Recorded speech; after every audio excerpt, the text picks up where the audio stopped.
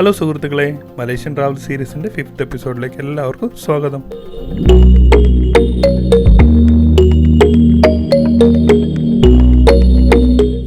ബാട്ടു KFC നിന്ന് ഇറങ്ങിയതിന് ശേഷം നമ്മൾ നേരെ പോയി ലഞ്ച് കഴിച്ചു. അതിനുശേഷം നമ്മൾ ജെൻഡിങ് ഐലാൻഡിലേക്കാണ് വന്നത്.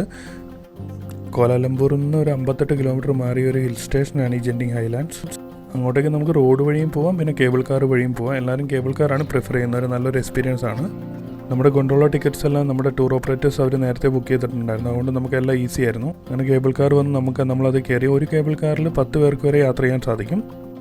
3.8 കിലോമീറ്റർ ദൂരം നമുക്കൊരു 15 മിനിറ്റ് കൊണ്ട് ഇതിൽ കംപ്ലീറ്റ് ചെയ്യാൻ സാധിക്കും.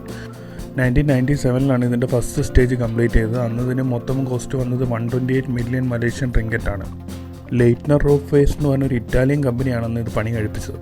ജെൻഡിങ് ഐലാൻഡിലേക്കുള്ള ഒരു കേബിൾ കാറിൻ്റെ ഇടയ്ക്ക് നമുക്കൊരു സ്റ്റോപ്പുണ്ട്. അത് ജെൻഡിങ് ഐലാൻഡിലേക്കുള്ള വഴിയിൽ തന്നെയുള്ള ചിങ്സി കേവ് ടെമ്പിൾസ് എന്ന് പറഞ്ഞൊരു ചൈനീസ് ടെമ്പിൾ വിസിറ്റ് ചെയ്യാനാണ്.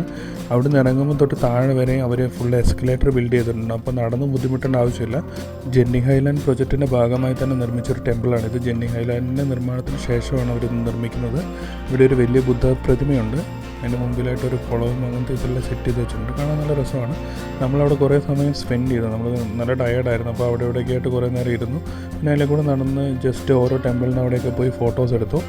പിന്നെ നമ്മൾ താഴെ ഒരു കോഫി ഷോപ്പിൽ പോയി ഒരു കോഫിയെല്ലാം കുടിച്ച് പിന്നെ നേരെ തിരിച്ച് കേബിൾ കാറിൻ്റെ അങ്ങോട്ടേക്ക് എത്തി. ഈ ഒരു ജയൻറ്റ് വീലിൽ കൂടെയാണ് നമ്മുടെ ഈ കേബിൾ ഇങ്ങനെ കറങ്ങി പോകുന്നത്. നമ്മുടെ ഇനി ഇതിൻ്റെ സെക്കൻഡ് സ്റ്റേജായ ജെൻഡിങ് ഐലാൻഡിലേക്കുള്ള യാത്രയിലാണ്. ഇതിന് സെയിം ടിക്കറ്റ് തന്നെ മതി. അതിനുവേണ്ടി സെപ്പറേറ്റ് ടിക്കറ്റ് എടുക്കേണ്ട ആവശ്യമില്ല. ഇതിനകത്ത് ഈ കേവ് ടെമ്പിളും കൂടെ ഇൻക്ലൂഡഡ് ആണ്. നിങ്ങൾക്കത് കാണുമ്പോൾ തന്നെ തിരിയുന്നുണ്ടാവും. ഇത് നല്ല ഹൈറ്റിലാണ് ഇപ്പോൾ ഇത് പോകുന്നത്. ഈ ഒരു സ്റ്റേജ് നല്ല എലിവേറ്റഡ് ആണ്. നല്ല സ്റ്റീപ്പായിട്ടാണ് ഈ ഒരു സ്റ്റേജിലേക്ക് എത്തുന്നത്. ഇവിടെ നിന്ന് നോക്കുമ്പോൾ തന്നെ ഈ ഒരു ബിൽഡിങ്ങിൻ്റെ ഒരു 10ാമത്തെ നിലയ്ക്ക് മേലെയാണ് ഇപ്പോൾ നമ്മൾ പോയിക്കൊണ്ടിരിക്കുന്നത്. ഇപ്പോൾ നമ്മൾ ജെൻഡിങ് ഐലാൻഡ് എത്താനാണ്. നമുക്ക് പിന്നിൽ കാണുന്ന കളേർഡ് ബിൽഡിംഗ് ആണ് ലോകത്തിലെ ഏറ്റവും വലിയ ഹോട്ടലായ first world hotel. Guinness world records hold ചെയ്യുന്ന ഈ ഹോട്ടലിൽ ഫങ്ഷണലായിട്ടുള്ള 7351 മുറികളുണ്ട്. അതിന് പുറമെ ഈ ജെൻഡിങ് ഐലാൻഡിൽ ഈ കാണുന്ന ഒരു അമ്യൂസ്മെൻറ്റ് പാർക്കുണ്ട്. ഇതിനൊക്കെയുള്ള സെപ്പറേറ്റ് ടിക്കറ്റാണ്. ഇതൊരു ഉച്ച സമയം ആയതുകൊണ്ടാണ്. അല്ലെങ്കിൽ ഈ റെയിനി ഡേയ്സ് അങ്ങനത്തെ വിൻ്റർ ടൈമിലൊക്കെ ഈ ഒരു ഏരിയ ഫുള്ളി ഫോഗിൽ കവേർഡ് ആയിരിക്കും. അപ്പോൾ അതും കാണാനും നല്ല രസമാണ്. അതിൻ്റെ ഡിഫറെൻറ്റ് വീഡിയോസ് എല്ലാം യൂട്യൂബിൽ ഇങ്ങനെ കിടപ്പുണ്ട്. അങ്ങനെ നമ്മളിപ്പം ജെൻഡിങ് ഐലാൻഡിലേക്ക് എൻ്റർ ചെയ്യുവാണ്. ഈ ഒരു പോയിൻ്റാണ് നമുക്ക് എൻട്രി പോയിൻ്റ്.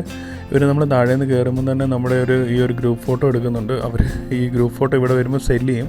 100 റിങ്കറ്റാണ് അവർ ചോദിക്കുന്നത്. നമ്മൾ മേടിച്ചൊന്നുമില്ല. പിന്നെ ഇവിടെ എത്തിക്കഴിഞ്ഞാൽ നമുക്കങ്ങനെ പ്രത്യേകിച്ച് ആക്ടിവിറ്റീസായിട്ട് അങ്ങനെയൊന്നും ചെയ്യാനില്ല. അങ്ങനെ ഈ ജസ്റ്റ് ഇവിടെയുള്ള ഈ ഷോപ്പിംഗ് മാൾ അങ്ങനത്തെ സ്ഥലങ്ങളൊക്കെ കാണുക.